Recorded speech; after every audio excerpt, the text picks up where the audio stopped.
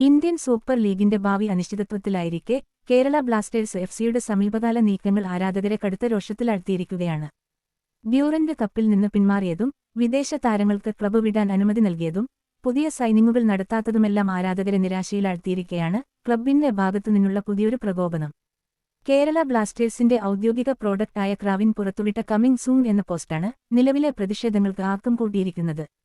ഈ പോസ്റ്റിൽ ഒരു ഉൽപ്പന്നം ചുവന്ന തുണികൊണ്ട് മൂടി ക്രാവിൻ കമ്മിങ് സൂൺ എന്ന് രേഖപ്പെടുത്തിയിരിക്കുന്നു.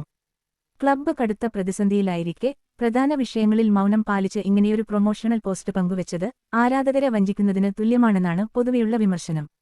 ISL സീസൺ നടക്കുമോ എന്ന ആശങ്കയിൽ നിൽക്കുമ്പോൾ ഇത്തരമൊരു പരസ്യം പുറത്തിറക്കുന്നത് ആരാധകരെ പുച്ഛിക്കുന്നതിന് തുല്യമാണെന്ന് അവർ പറയുന്നു.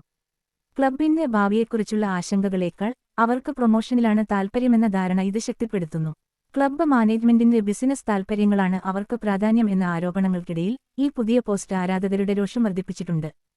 സാമൂഹിക മാധ്യമങ്ങളിൽ ബ്ലാസ്റ്റേഴ്സിനെതിരെ ശക്തമായ പ്രതിഷേധമാണ് ഉയരുന്നത്.